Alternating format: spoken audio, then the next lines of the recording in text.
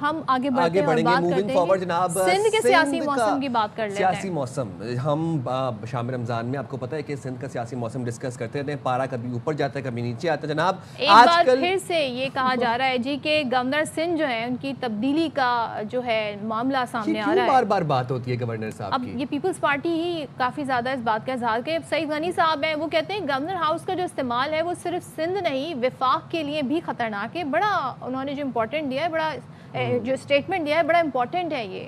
اب یہ کہتے ہیں ماضی میں خون ریزی کرانے والے عناصر پھر تیز ہو گئے ہیں اور گورنر ہاؤس میں بیٹھ کر بعض وفاقی وزیروں نے لوگوں کو اکسانے کی کوشش کی۔ وہ کہتے ہیں وزیر اعظم وعدے کے مطابق اپنا یا پیپلز پارٹی کا گورنر لگائیں۔ یہ بات یہ بات سب کو پتہ ہے کہ 2-2 کا فارمولا تھا پیپلز پارٹی اور نون لیگ کے درمیان۔ وزیر اطلاعات سندھ شرجیل میمن یہ کہتے ہیں کہ گورنر ہاؤس تعصب نما تقریروں کے لیے نہیں ہوتے۔ گورنر ہاؤس میں جو تقریب ہوئی اس میں تعصب کی انتہا ہوئی۔ سندھ ایک تھا، ایک ہے اور ایک رہے گا۔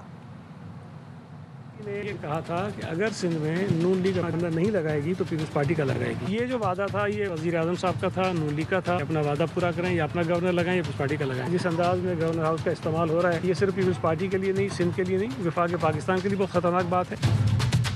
یہ شہر پہلے بھی بہت ساری دینی ادارے یہ اس چیز کے لیے نہیں ہے، یہ اس چیز کے لیے نہیں ہے کہ آپ وہاں پہ بیٹھ کر تعصب نما تقریبات کریں۔ وہ جو تقریب ہوئی ہے وہ اس صوبے کے خلاف تقریب ہوئی ہے، وہ وفاق کے خلاف تقریب ہوئی ہے۔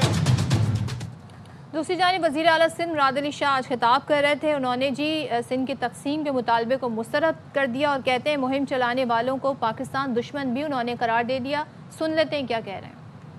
ساتھ ہی ساتھ جناب آپ کو یہ بتا دیں کہ گورنر سندھ کامران ٹسوری کا کہتے ہیں، وہ یہ کہتے ہیں کبھی تقسیم کی بات نہیں کی، اختیارات کی تقسیم چاہتے ہیں، کسی بات کا جواب نہیں دینا چاہتا، میرا جواب میرا کام ہے۔ گورنر سندھ کامران ٹسوری نے رد عمل بھی اپنا دے دیا۔ انہوں نے کہا گورنر ہاؤس میں قومیت نہیں پوچھی جاتی، صوبے میں کسی قومیت کے ساتھ ظلم ہوگا تو میں یہ ہاؤس آواز اٹھائے گا۔ چلیں جی اس پر بات کر لیتے ہیں۔ ایم کیو ایم کی رہنما ڈاکٹر فاروق ستار نے ہمیں جوائن کیا۔ Thank you so much doctor صاحب جوائن کرنے کے لیے۔ بتائیے گا یہ بڑے سوال اٹھ رہے ہیں پیپلز پارٹی کی طرف سے جو گورنر ہاؤس کی سرگرمیاں ہیں، کہتے ہیں جی کہ شرجیل صاحب کہتے ہیں تعصب کی انتہا ہو گئی ہے، سعید غنی کہتے ہیں گورنر ہاؤس کا استعمال وفاق کے لیے بھی خطرناک ہوگا اور وہاں سے وفاق کے وزراء نے بیٹھ کر اس طرح کی تقریر کی۔ ذرا بتائیے گا یہ کیا معاملہ ہے؟ گزشتہ 18 سالوں کا جبر ہے نا، اور جس طرح بالعموم پورے سندھ کو، سندھ کے غریب اور بے بس ہاریوں کو، کسانوں کو، میری بہن بیٹیوں، میرے بھائیوں بیٹوں کو، اور پھر خاص طور پہ کراچی سندھ کے شہروں میں رہنے والے جو نوجوانوں کے ساتھ جو روزگار کو لے کر، ان کے ڈومیسائل کو لے کر، یا اس کے علاوہ مطلب یہ کہ آج کراچی کی سڑکوں کا حال دیکھ لیں، یہاں نکاسی آپ کو دیکھ لیں، یہاں پانی کے مسائل دیکھ لیں، K4 14 سال تک اگر پیپلز پارٹی اس کے اوپر بیٹھی رہی تو دیکھیں اگر 18 سالوں سے آپ ایک بدترین اور کرپٹ ترین حکمرانی بے حسی، ٹھٹائی، ہٹ درمی کی بنیاد پر کر رہے ہیں تو کسی نہ کسی کو تو کراچی، سندھ اور پاکستان کے مستقبل کی فکر کرنی تھی نا۔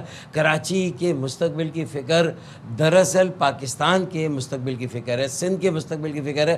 اگر 18 سال سے جو یہ سفوکیشن تھی، گھٹن تھی، اگر اس میں گورنر سندھ نے یہ اقدام کیا کہ انہوں نے کراچی کے مستقبل کی فکر کی تو مجھے بتائیں کہ کیا پاکستان کا مستقبل کراچی کے مستقبل سے علیحدہ ہے؟ آج کیا وزیر سندھ کا اعلیٰ نے مستقبل کراچی؟ وزیر اعلیٰ نے فلور آف دا ہاؤس دو کہہ دیا سندھ کی تقسیم نہیں ہوگی۔ That's a clear message. لیکن اب یہ دیکھیں میرا کہنے کا مقصد یہی ہے کہ اگر وہاں یہ تقریب ہوئی جس میں ایک کانفرنس ہوئی جس میں زندگی کے مختلف شعبوں سے آنے والے لوگوں نے اپنی رائے کا اظہار کیا، ہو سکتا ہے ان میں سے چند ایک نے اپنی حد سے تجاوز بھی کیا ہو، لیکن گورنر سندھ کے جو بھی بیانات ہیں وہ مکمل طور پر کثیر الجہتی، کثیر اللسانی، کثیر المذاہب، کثیر المسالک، تمام جو زندگی کے مختلف انسانی جو طبقے ان کو ایک ساتھ لے کر چلنے والی ایک یونٹی ان ڈائیورسٹی کا میسج ہمیشہ گورنر صاحب نے دیا ہے اپنے اسٹیج سے۔ میرے خیال میں یہ اصل میں تپش محسوس ہوئی ہے گورنر صاحب کے اقدام سے۔ لیکن فاروق ستار صاحب ایک ہی بات بار بار ہو چکی ہے، پورا سال ہوتی ہے، اس دفعہ پھر ہوئی ہے۔ سعید غنی صاحب نے ریپیٹ کیا، انہوں نے کہا وزیر اعظم وعدے کے مطابق اپنا یا پھر پیپلز پارٹی کے گورنر لگائیں۔ ایسا کوئی معاہدہ، کوئی فارمولا ایم کیو ایم کے علم میں ہے؟ دیکھیں جتنا پیپلز پارٹی اگر کوئی ایسا معاہدہ ہے جو ہمارے سامنے نہیں لایا گیا، جو پیپلز پارٹی اور PMLN کے درمیان ہے، تو یہ پہلی مرتبہ میں دیکھ رہا ہوں کسی اور پارٹی کا، اپنے صوبے کی کسی پارٹی کا گورنر قبول نہیں ہے، کیونکہ جو کالونی بنایا ہوا ہے کراچی کو، سندھ کے شہروں کو، یہاں پر جو زمینوں پر قبضے ہو رہے ہیں، جو یہاں دھاندلا کر کے زبردستی اپنا میئر بٹھایا ہے، 50 سیٹیں جو اربن کراچی کی کم کر کے MQM کے اس سیٹوں کو مار کے MQM کو مجبور کر کے جو الیکشن کرا کے جو زبردستی اپنا میئر بٹھا کے یہ سمجھتے ہیں کہ کراچی ان کی کالونی بن گئی، ان کا قبضہ ہو گیا. میک نو مسٹیک، یہ گل پلازا پر گورنر جو کہ جا کے کھڑا ہوا نا، یہ اصل میں اس کی سزا گورنر کو دی جا رہی ہے.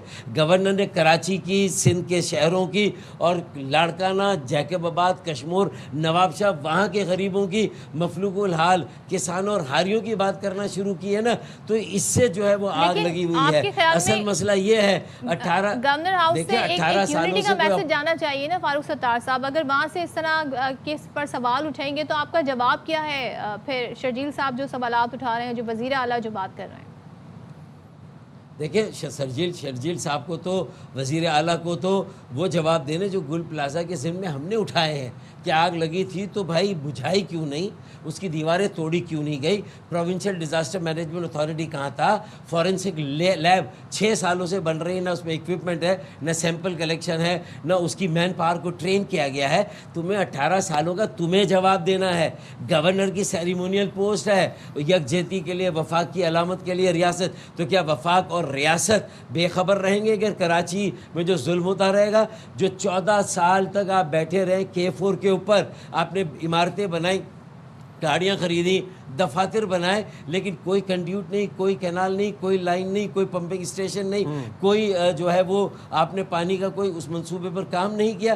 یہ تو وابڈا کو جب ہم نے دیا PDM 1 میں، اب 75% کمپلیٹ ہوا انشاءاللہ. PMLN اور MQM اس سال کے آخر میں 26 کروڑ گیلن یومیہ اضافی پانی کراچی کو دینے جا رہی ہے. ابھی تو آپ دیکھیں ہم ایک ایک کر کے کرتا سے ابھی اس وائٹ پیپر، ارے بھائی آزاد کشمیر میں تو 10,000 لوگ آ کر بیٹھے تھے نا، انشاءاللہ کراچی میں 10 لاکھ لوگ سڑکوں پر آئیں گے. عید کے بعد اس کی موبلائزیشن شروع ہوگی. لوگ تیزی سے مایوسی سے نکل کر امید کی طرف آ رہے ہیں. MQM کے ساتھ جو ہے وہ چلیں ٹھیک ہے.